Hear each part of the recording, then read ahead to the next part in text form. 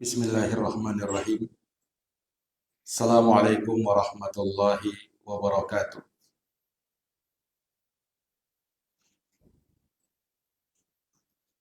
Alhamdulillah,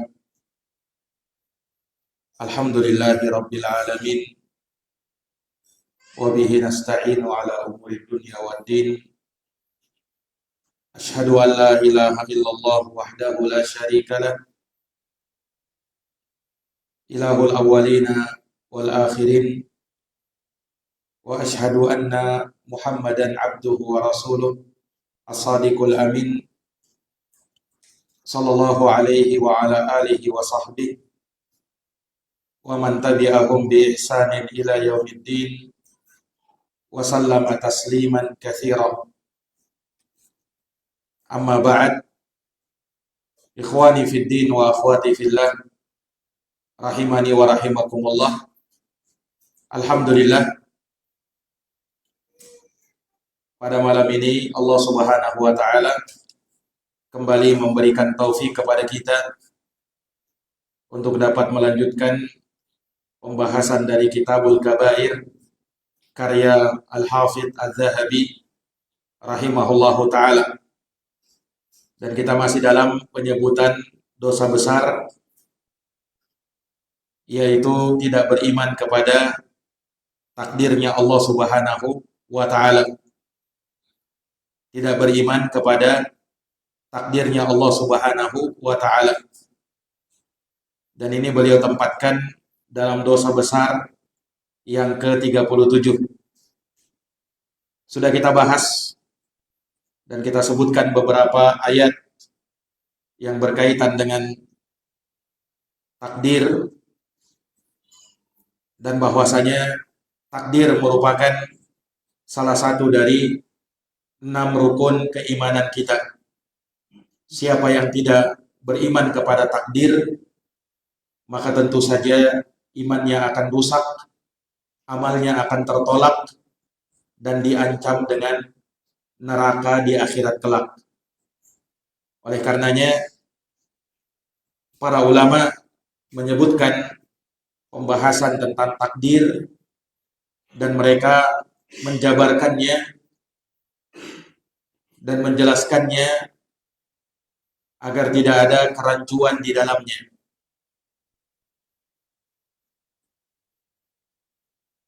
Disebutkan di dalam hadis bahwa kita wajib beriman kepada qada dan qadar. Qadar itulah yang kita kenal dalam bahasa kita dengan istilah takdir. Takdir secara bahasa artinya ketentuan. Sedangkan qada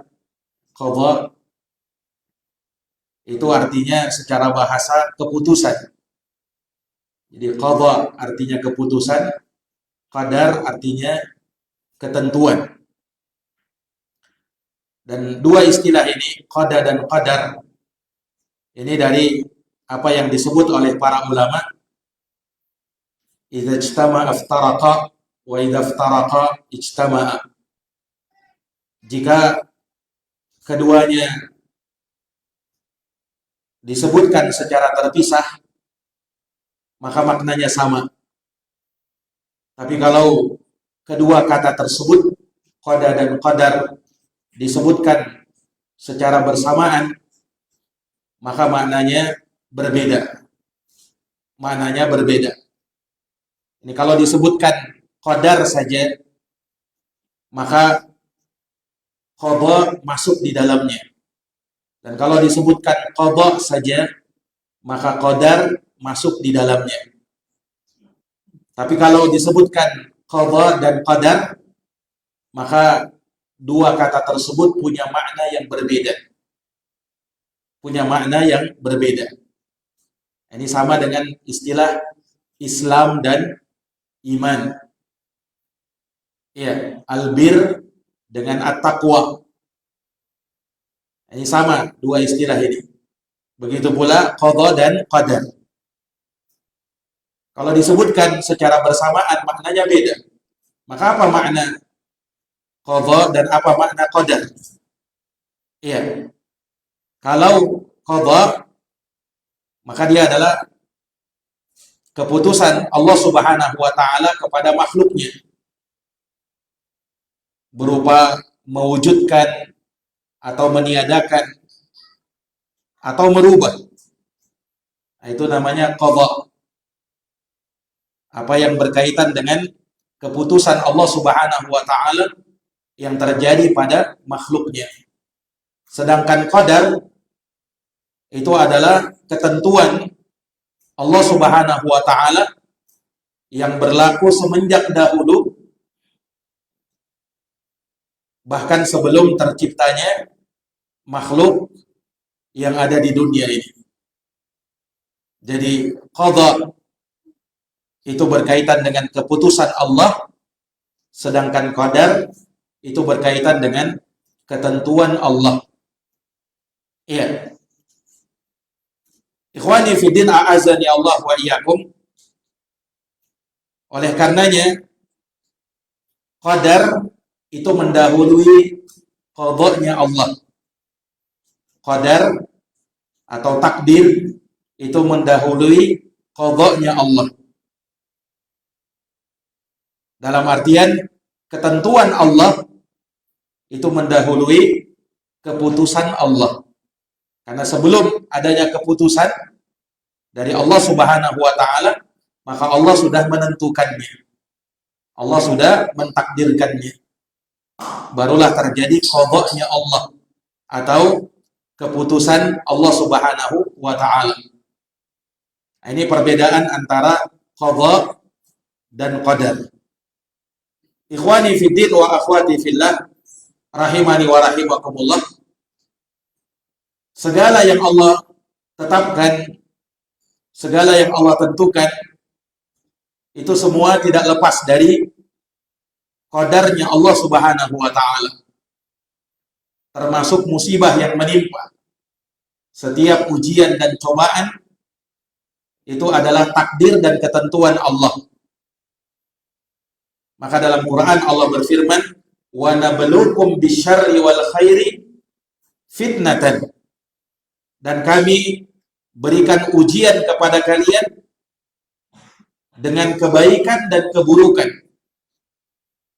sebagai fitnah, sebagai suatu imtihan, ujian dan cobaan dari Allah kepada kalian.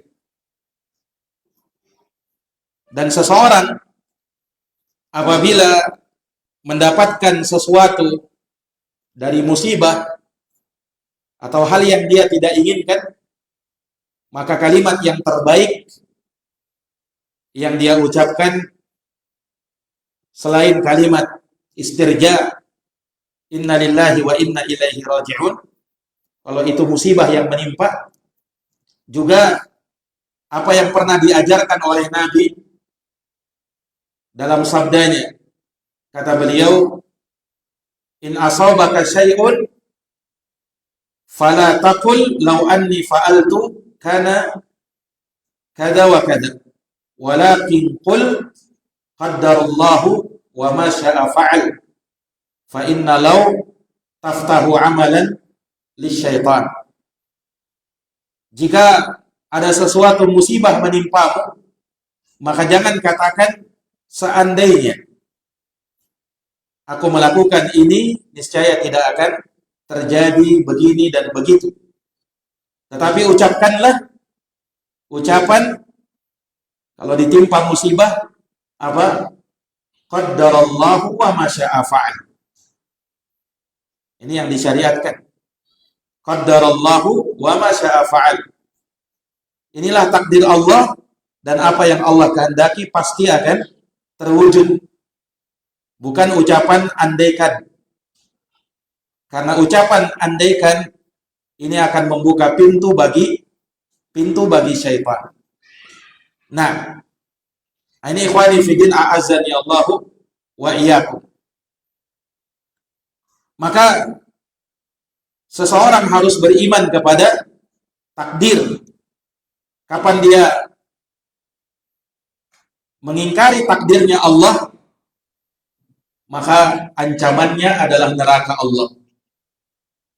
Oleh karenanya disebutkan dalam hadis Ubadah ibnu Samit radhiyallahu anhu, ketika beliau mewasiatkan kepada anaknya, ya bunai, wahai anakku, innaka lan tat'ama ta'mal iman, sesungguhnya engkau tidak akan merasakan manisnya iman, walan tablugha haqqa haqiqatil ilm billahi, dan engkau tidak akan mencapai hakikat sebenarnya dalam ilmu terhadap Allah, hatta tu'mina bil qadar khairihi wa syarrihi, sampai kamu beriman kepada takdir, baik yang baik atau takdir yang buruk. Qala qultu ya abata, maka putranya Ubadah bin Samit mengatakan, wahai bapakku, wa kaifa li an a'lama ma khairal qadar min syarri, bagaimana aku mengetahui takdir yang baik dengan takdir yang buruk itu? Qala, maka Ubadah bin Samit mengatakan, ta'lamu anna ma akhta'aka lam yakun liyusibak, engkau mengetahui bahwa segala yang tidak akan menimpamu, maka pasti dia tidak akan terkena kepadamu. Wa ma asabaka lam yakun liyukhti'ak, dan apa yang pasti menimpamu, maka hal tersebut tidak akan pernah meleset darimu. Ini semua yang Allah tetapkan dan Allah sudah putuskan menimpa dirimu, maka hal itu tidak akan pernah meleset darimu. Imani itu, yakini itu. Ya bunai, wahai anakku, inni sami'tu Rasulullah sallallahu alaihi wasallam yaqul, sesungguhnya aku mendengar Rasulullah sallallahu alaihi wasallam bersabda, inna awwala ma khalaqallahu al-qalam, sesungguhnya yang pertama Allah ciptakan dari makhluknya adalah pena. Tsumma qala, kemudian Allah berfirman kepada pena, uktub, fajara fi tilka sa'ah bima huwa kainun ila yaumil qiyamah. Allah berfirman, tulislah. Maka dari semenjak saat itu dituliskan segala yang terjadi sampai tegaknya hari kiamat.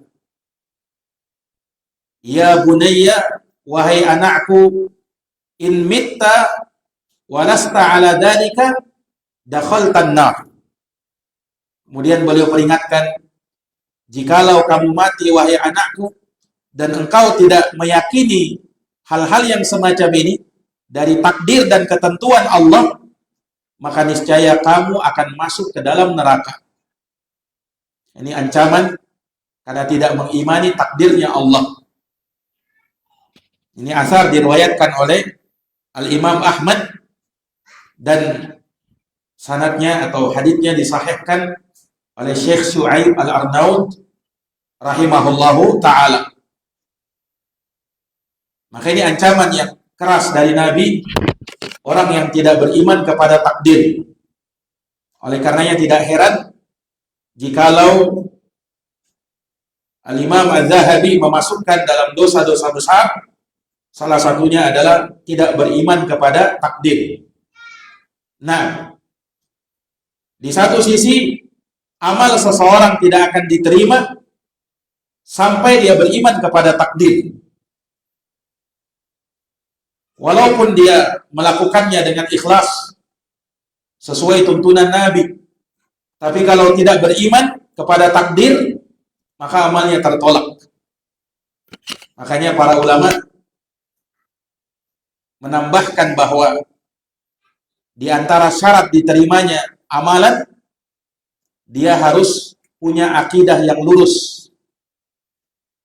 Karena kalau dia tidak punya akidah yang lurus, ini sebab amal ibadahnya ditolak oleh Allah Subhanahu wa ta'ala. Disebutkan dalam sebuah asar juga dari Ibnu Dailami. Beliau mengatakan, laqitu Ubay bin Ka'ab. Aku pernah menjumpai Ubay bin Ka'ab. Fakultu ya Aba Mundir, wahai Abal Mundir, kunyahnya Ubay bin Ka'ab, innahu qad waqa'a fi nafsi syai'un min hadal qadar.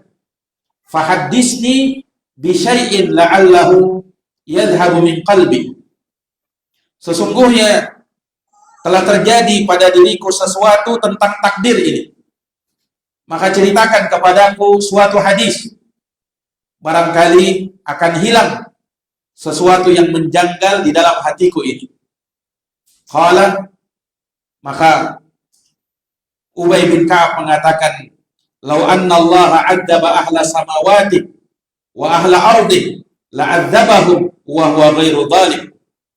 Andaikan Allah mengazab penduduk langit dan penduduk bumi, niscaya Allah mengazab mereka dan dia tidak zalim kepada mereka.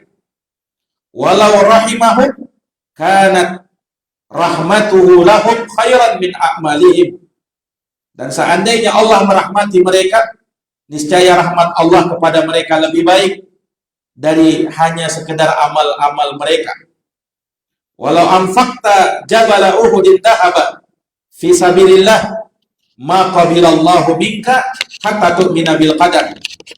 Dan seandainya kamu menginfakkan emas sebesar gunung Uhud di jalan Allah, niscaya Allah tidak terima darimu hal tersebut sampai kamu beriman kepada takdir.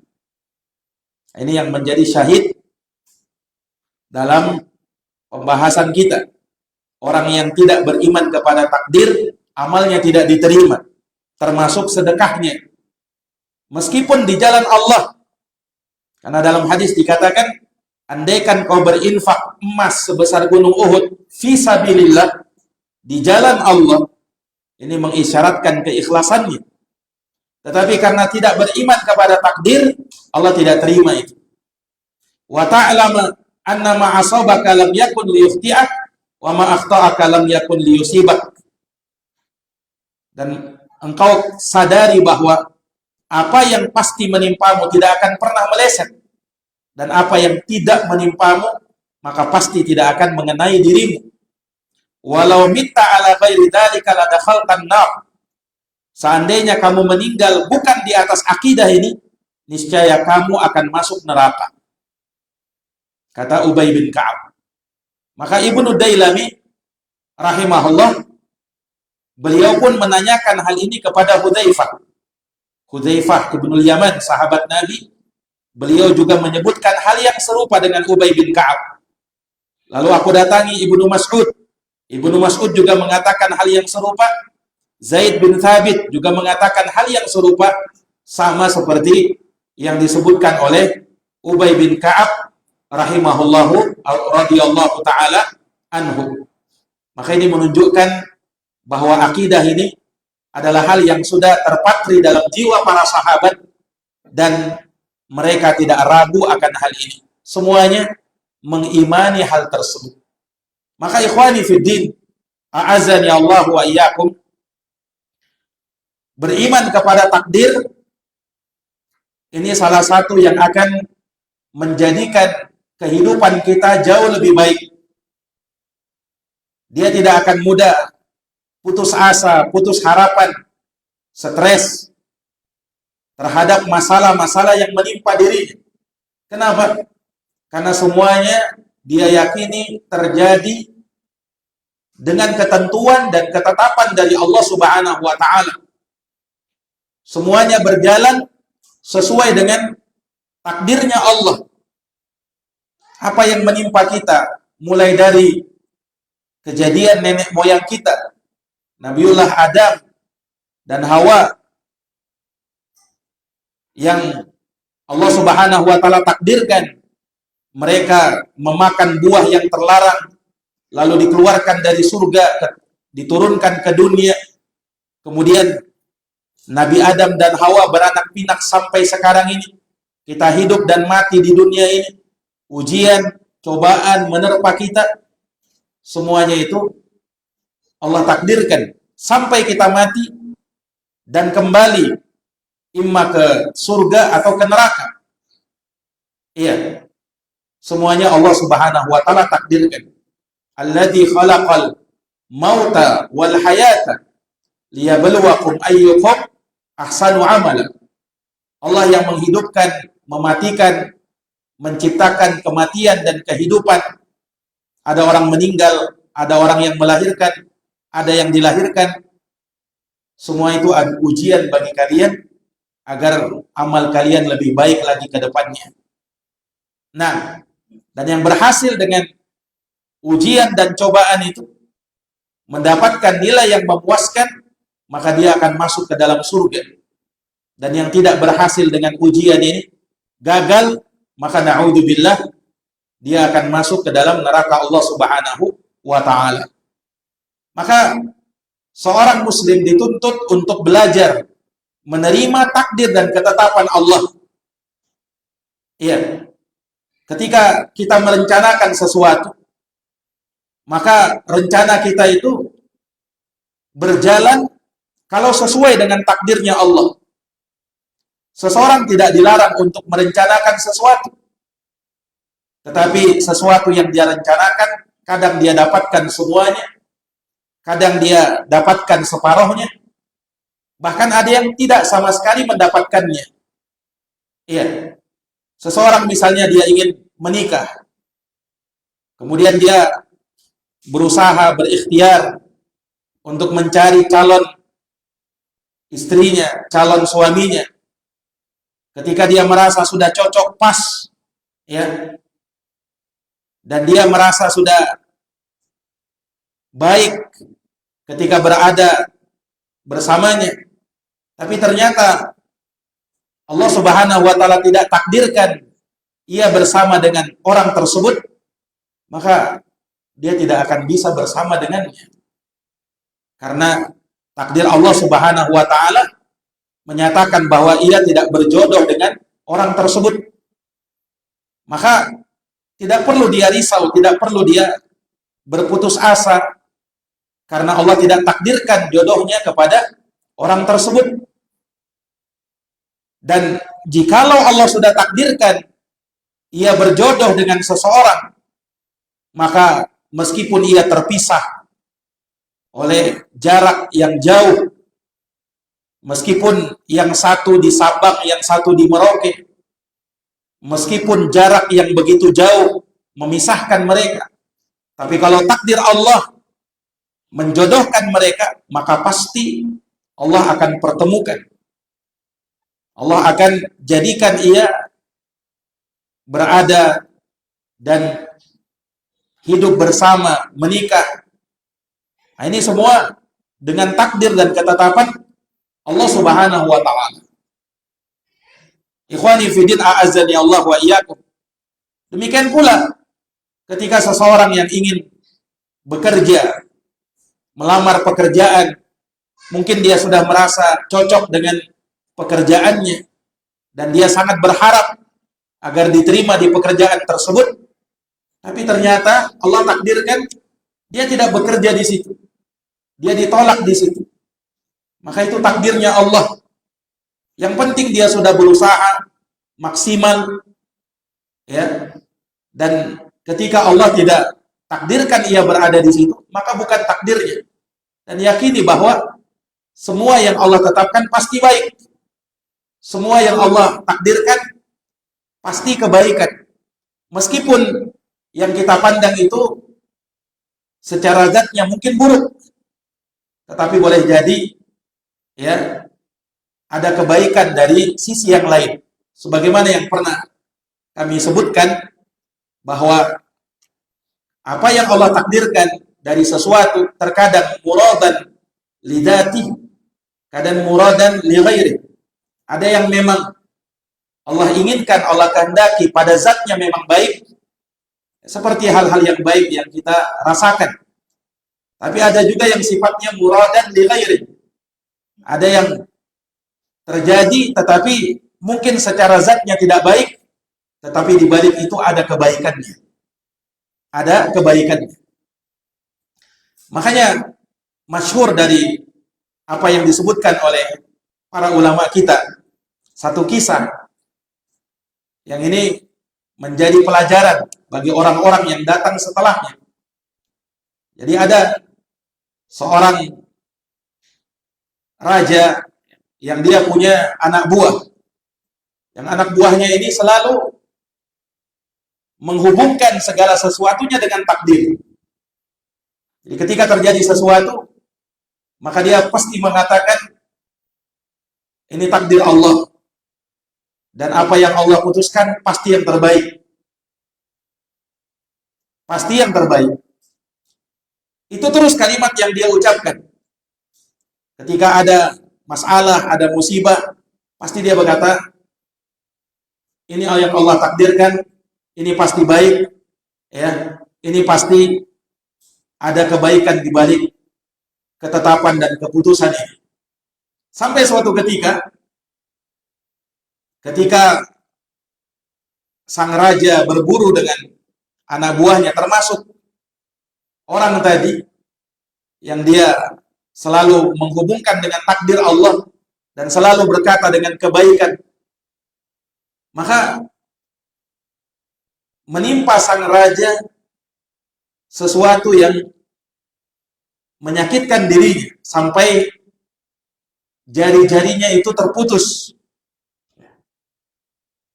gara-gara dia salah dan keliru di dalam mengambil tombak atau anak panahnya sehingga mengiris jarinya sampai terpotong beberapa jarinya. Maka melihat itu, anak buah tadi berkata kepada sang raja bahwa ini takdir Allah dan pasti ini kebaikan. Maka sang raja pun murka kepada anak buahnya ini. Bagaimana bisa kau katakan ini kebaikan? Ini jari-jariku putus. Akhirnya sang raja murka kepada anak buahnya ini. Anak buahnya ini dia penjarakan. Anak buahnya ini dia penjarakan. Karena dia tidak yakin bahwa tentu apa yang menimpa saya ini kejelekan. Bagaimana bisa jariku putus kemudian dikatakan kebaikan? Maka dia pun menjarakan anak buahnya ini. Suatu hari, sang raja berburu bersama anak buahnya lagi.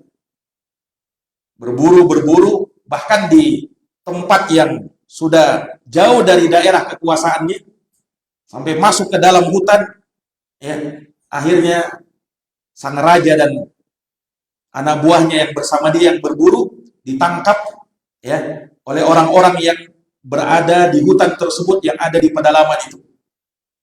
Ditangkap semuanya. Mereka tidak peduli ini raja atau siapa, pokoknya mereka tangkap. Dan mereka ternyata menginginkan semua orang-orang yang mereka tangkap ini, termasuk si raja ini, dibunuh semuanya sebagai bentuk pengorbanan untuk berhala mereka. Mereka punya berhala, ya, dan mereka ingin korbankan ini orang-orang ini untuk berhalanya. Maka satu persatu dari anak buah sang raja ini disembelih untuk dikorbankan kepada berhalanya. Pada saat sang raja mau disembelih, maka di situ orang-orang melihat bahwa sang raja ini jarinya terputus. Ya. Maka orang-orang itu mengatakan, ini tidak layak untuk kita persembahkan kepada berhala kita. Bebaskan saja dia. Karena ini korban yang cacat. Tidak pantas untuk dikorbankan bagi berhala kita. Akhirnya sang raja ini dibebaskan. Maka dia pun berjalan pulang sampai ke kerajaannya dan dia di situ berpikir, ucapan anak buahnya yang pernah dia ucapkan, yang dia penjarakan sekarang. Ya. Maka dia pun menyesal sang raja tadi, dan dia bebaskan anak buahnya tadi, dan dia mengatakan bahwa yang kau ucapkan itu benar. Ya. Lalu dia ceritakan kejadiannya, dan aku selamat gara-gara apa? Jariku yang terpotong ini tadi. Ya. Gara-gara jariku yang terpotong ini. Ya ini, kalau saja ya jari-jariku ini masih lengkap, mungkin aku juga menjadi korban. Dikorbankan apa? Pada berhala. Maka ucapanmu benar, bahwa semua takdir Allah pasti baik. Hanya sang raja berkata, Ya, tapi segala yang menimpa pasti baik, ya kan? Aku penjarakan kamu, dia bilang. Sang raja ini berkata, aku memenjarakan dirimu dan engkau tersiksa di sini. Apa kebaikan yang kau dapatkan? Kata sang raja kepada anak buahnya ini. Kata anak buahnya ini, wahai raja, andaikan engkau tidak penjarakan aku dan aku masih ikut bersamamu berburu, maka aku pun jadi korban dipersembahkan kepada berhala itu. Ya untung engkau penjarakan aku, sehingga apa? Aku pun selamat dari pembunuhan itu. Karena orang ini juga ikut berburu sebenarnya kepada bersama sang raja. Cuman karena dia di penjara, akhirnya dia tidak ikut. Maka sang raja betul-betul yakin dengan ucapan anak buahnya ini, dia pun membebaskannya, dan mulai saat itu dia pun betul-betul beriman dengan takdir Allah bahwa segala sesuatu pasti baik. Walaupun secara zatnya sekarang yang kita lihat mungkin buruk, tapi ke depannya atau suatu hari nanti Allah akan tunjukkan bahwa apa yang menimpa dia itu ada kebaikannya. Ini pelajaran. Ikhwani fiddin a'azani Allah wa iyyakum. Ya, orang kalau sudah beriman kepada takdir, apapun yang menimpanya, maka setidaknya dia akan merasa tenang. Ya. Meskipun menyakitkan, meskipun membuat dia tidak nyaman, tapi ketika dia yakin bahwa pasti di balik apa yang menimpa saya ini ada kebaikan, maka itu yang akan menenangkan. Itu yang akan menenangkan. Maka orang kalau beriman kepada takdir, maka pasti akan membuat hidupnya lebih tenang di dalam menjalani kehidupan ini. Ya, tidaklah banyak orang yang stres dalam hidupnya, frustasi dalam hidupnya, ya, banyak putus asa, putus harapan, ya, akhirnya bunuh diri.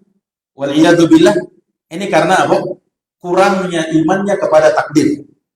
Andaikan dia kuat imannya kepada takdir, maka pasti tidak akan mudah untuk berputus asa, putus harapan, ya. Karena semua yang Allah Subhanahu wa taala takdirkan pasti baik. Innallaha la yaqdi qada'an lil mu'min illa kana khairan lahu. Sesungguhnya Allah tidaklah mentakdirkan sesuatu kepada seorang mukmin kecuali itu pasti kebaikan bagi dirinya. Iya. Boleh jadi apa yang menurut kita itu buruk, padahal di sisi Allah itulah yang terbaik. Asa an takrahu syai'an wa huwa khairun lakum. Boleh jadi kalian menganggap buruk sesuatu, padahal di sisi Allah itulah yang terbaik. Wa asa an tuhibbu syai'an wa huwa syarrun lakum. Dan boleh jadi kalian menganggap baik sesuatu, padahal di sisi Allah itulah yang buruk bagi kalian. Wallahu ya'lamu wa antum la ta'lamun. Karena Allah yang lebih tahu, sedangkan kalian banyak tidak tahunya. Kalian hanya menerka dan mengira-ngira. Ilmu kalian itu tidak pasti. Sedangkan ilmu Allah Subhanahu wa taala itulah yang pasti. Ini ikhwani fiddin, a'azani Allahu wa iyyakum. Iya. Maka kalau seseorang merenungi takdir-takdir baik apa yang menimpa dirinya, maka dia akan mendapati banyak pelajaran di situ. Pasti dia akan dapati banyak pelajaran di situ. Dan akan berakhir dengan kebaikan. Coba kalau kita lihat apa yang menimpa para nabi dan para rasul. Ya. Kebanyakannya berawal dari hal yang tidak menyenangkan. Kalau kita ambil contoh misalnya apa yang pernah menimpa Nabi Yusuf alaihissalam. Kita bisa baca dalam kisahnya Nabi Yusuf. Itu awal-awal kisahnya Nabi Yusuf itu menyenangkan atau menyedihkan? Menyedihkan, ya kan? Nabi Yusuf ya dalam keadaan masih kecil harus dibuang oleh saudara-saudaranya. Kemudian mereka bersepakat untuk menjatuhkannya ke sumur. Setelah itu dipungut oleh orang-orang, dijadikan budak, dijual, dijadikan pembantu. Kemudian ketika dewasa dia digoda oleh istri dari majikannya sendiri. Sampai akhirnya beliau difitnah dan masuk penjara tanpa dosa yang dia lakukan. Coba. Di penjara dia berjumpa dengan dua kawannya ini bermimpi, ditakwilkan oleh Nabi Yusuf Satunya dibunuh, satunya menjadi pembantu raja. Nabi Yusuf berpesan kepada yang selamat ini agar menceritakan keahliannya itu, tapi dia lupa. Akhirnya dia dipenjara selama beberapa tahun lagi. Selama beberapa tahun lagi. Sampai pada akhirnya Allah ternyata merencanakan sesuatu yang luar biasa untuk Nabi Yusuf. Pada saat di waktu yang betul-betul tepat, sang raja bermimpi. Tidak ada yang bisa mentakwilkan mimpinya sang raja. Akhirnya disitulah nampak kebutuhan sang raja kepada Nabi Yusuf. Temannya yang lupa tadi jadi ingat. Dahulu dia punya kawan yang sudah lama di penjara. Dia lupa. Dia ahli dalam mentakbirkan mimpi. Akhirnya dipanggil Nabi Yusuf. Nabi Yusuf ya kemudian mentakwilkan mimpi sang raja dan ternyata benar. Akhirnya Yusuf alaihissalam diangkat menjadi bendaharawan Mesir. Ya, menjadi pembesar Mesir ketika itu. Nah, sampai pada akhirnya datang ya saudara-saudaranya, kemudian bapaknya Nabi Yakub yang semulanya buta gara-gara menangis kehilangan Nabi Yusuf, kemudian sembuh dengan apa? Hanya sekedar melihat atau mencium bajunya Nabi Yusuf. Kemudian Allah kembalikan keluarganya, saudara-saudaranya sadar, bertaubat, akhirnya mereka berkumpul kembali.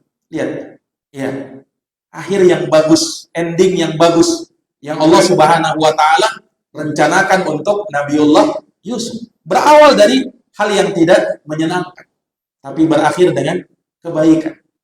Nah, kalau kita lihat takdir para nabi dan para rasul, demikian keadaannya. Tidak ada yang berawal dari kebaikan, kemudian berakhir dengan kebaikan. Tapi mesti berawal dari ujian dan cobaan. Ya, Nabi kita Muhammad SAW pun contoh yang nyata. Seorang kalau melihat sejarah sirah nabawiyah, bagaimana penderitaan Nabi dari semenjak kecil. Ditinggal bapaknya, ditinggal ibunya. Beliau hidup anak yatim. Ya, dilempar ke sana kemari. Nah, kemudian Nabi SAW mendapatkan ujian dan cobaan. Bahkan ketika beliau menjadi Nabi dan Rasul, rencana pembunuhan, peperangan demi peperangan yang beliau lewati. Sampai pada akhirnya Allah Subhanahu wa Ta'ala memuliakan agama ini. Semuanya dengan takdirnya Allah Subhanahu wa Ta'ala. Orang kalau melihat ya takdir makhluk, itu dia akan bisa mengambil banyak pelajaran di sana. Dan yang terakhir yang ingin kami sampaikan di sini, ikhwani fiddin wa akhwati fillah, bahwa dalam masalah takdir ada 4 hal yang harus kita pahami. Tidak sah iman kepada takdir sebelum mengimani 4 hal ini. Ini yang disebut dengan maratibut takdir atau maratibul qadar. Tingkatan-tingkatan martabah dari takdir itu ada 4. Yang pertama martabatul ilm, yang kedua martabatul kitabah, yang ketiga martabatul masyiah, dan yang keempat martabatul khalq. Yang pertama martabatul ilm, yakni jenjang ilmu. Maksudnya apa? Kita harus meyakini bahwa segala sesuatu yang terjadi Allah tahu. Allah Maha tahu. Allah itu ilmunya Allah. Allah tahu apa yang terjadi, apa yang akan terjadi, apa yang sedang terjadi, apa yang tidak terjadi. Kalau terjadi, bagaimana terjadinya Allah tahu. Yakni ilmunya Allah itu sampai Allah tahu hal yang mustahil terjadi. Kalau terjadi, bagaimana terjadinya Allah tahu. Bagaimana itu?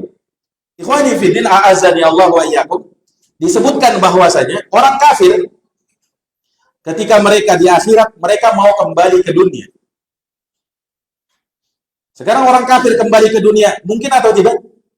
Tidak mungkin, mustahil kan? Mustahil. Allah sudah tetapkan bahwa kalau sudah alam akhirat tidak ada lagi dan tidak akan pernah mundur lagi kembali ke alam dunia. Tapi mereka memelas dengan mengatakan kalau kami kembali ke dunia pasti kami beramal. Hal yang tidak mungkin terjadi. Tapi Allah katakan dalam Quran, walau ruddu la'adu lima nuhu anhu. andaikan orang kafir itu dikembalikan ke dunia, andaikan, niscaya mereka akan ulangi lagi apa yang dulu mereka dilarang. Coba perhatikan. Padahal tidak mungkin terjadi. Ini yang kata para ulama, ilmunya Allah itu mencakup bahkan jangankan sesuatu yang sudah terjadi atau bakalan terjadi, akan terjadi, hal yang tidak terjadi saja, yang mustahil bakalan terjadi, tapi kalau terjadi Allah tahu itu. Seperti Allah tahu kalau misalnya orang kafir ini dikembalikan ke dunia, padahal itu mustahil terjadi, tapi andaikan mereka dikembalikan, pasti mereka ulangi lagi hal yang sama. Ini para jamaah sekalian, lihat ilmunya Allah itu. Ya, ilmunya Allah itu. Allah tahu segala sesuatu. Tidak ada yang tersembunyi dari Allah Subhanahu wa Ta'ala. Ini harus kita yakin. Apa yang terbersih dalam hati kita, itu Allah tahu. Yang terbersih dalam hati manusia, dalam satu waktu, dalam satu keadaan, Allah tahu. Nah, ilmunya Allah wasi'at kulla syai', melingkup segala sesuatu. Iya. Ilmunya Allah meliputi segala sesuatu. Tidak boleh kita membatasi ilmunya Allah. Ini jenjang yang pertama yang harus kita imani. Yang kedua apa? Martabatul kitabah. Jenjang apa? Penulisan. Segala sesuatu sudah Allah tuliskan. Apapun itu. Takdir kita Allah sudah tuliskan. Takdir makhluk yang lain Allah sudah takdirkan. Allah sudah tuliskan. Di mana dituliskan? Di Lauhul Mahfuz. Kitab yang mencatat semua takdir manusia. Detail di situ. Ya, makanya dalam Quran Allah Subhanahu wa Ta'ala ketika di akhirat menyidang makhluk, ya, Allah Subhanahu wa Ta'ala munculkan segala yang pernah dia lakukan. Hal yang si hamba ini sudah lupa, tapi Allah ingatkan. Sampai dia berkata, "Mahadzal kitab." Kitab apa ini? La yughadiru saghiratan wala kabiratan illa ahsaha. Tidaklah dia menyisakan sesuatu yang kecil, tidak pula sesuatu yang besar, kecuali tercatat dengan detailnya. Coba, sampai dia terheran-heran, kitab apa ini? Nah, kok bisa-bisanya tertulis dengan detail seperti itu? Ya. Ikhwani fiddin a'azani Allah wa iyyakum. Jadi apapun yang terjadi, jangan pernah kita ragu, semuanya sudah Allah tetapkan dan dituliskan oleh Allah Subhanahu wa Ta'ala di Lauhul Mahfuz. Nah, kemudian apa lagi? Yang ketiga, wal masyiah, kehendak Allah. Segala sesuatu yang terjadi tidak keluar dari kehendak Allah. Apapun itu, kehendak kita pun Allah yang berkehendak. Kehendak kita, manusia punya kehendak. Dan kehendak kita itu diatur dengan kehendaknya Allah Subhanahu wa Ta'ala. Ikhwani fiddin a'azani Allah wa iyyakum. Dan yang terakhir yaitu martabah al-khalq, bahwa segala sesuatu itu sudah diciptakan oleh Allah Subhanahu wa Ta'ala. Allah yang menciptakannya. Ya, dan Allah Subhanahu wa Ta'ala ya menciptakan makhluk dan apa yang diperbuat oleh makhluk. Ya. Inna kulla syai'in khalaqanahu biqadar. Sesungguhnya segala sesuatu kami ciptakan dengan takdirnya masing-masing. Tidak ada yang lepas dari takdirnya Allah Subhanahu wa Ta'ala. Ikhwani fiddin, di dalam masalah takdir ini ada dua kelompok yang menyimpang. Yang pertama kelompok Qadariyah yang memang betul-betul tidak beriman kepada takdir, dan yang kedua kelompok Jabariyah. Kelompok Jabariyah. Jadi kalau kelompok Jabariyah ini, mereka yang meyakini bahwasanya makhluk tidak punya kehendak. Makhluk tidak punya kehendak.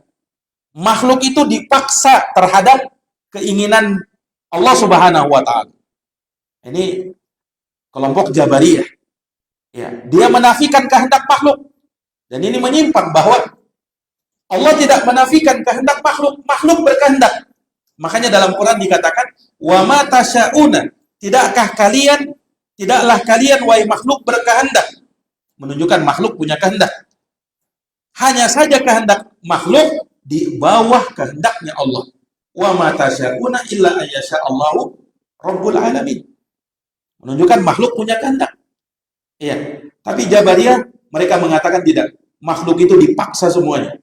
Nah, berbanding terbalik dengan Qadariyah.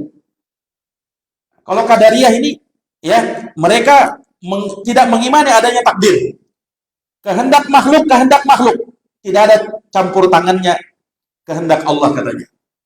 Ini bertolak belakang dengan Jabariyah. Berbeda dengan Ahlu Sunnah. Kalau Ahlu Sunnah mengatakan makhluk punya kehendak, ya, tapi kehendak makhluk di bawah kehendaknya Allah Subhanahu wa taala. Itu yang benar. Ya, makhluk punya kehendak. Makhluk juga melakukan ini, melakukan perbuatan ini, perbuatan itu. Tetapi semua kehendak makhluk di bawah kehendaknya Allah Subhanahu wa taala. Nah, itu yang benar dalam keimanan kepada takdir. Nah, maka ini ya martabatul qadar, ya 4 tingkatan keimanan kepada takdir, tingkatan ilmu, penulisan, ya, pencatatan, kemudian masyiah kehendak, dan yang terakhir adalah yakni penciptaan Allah Subhanahu wa taala.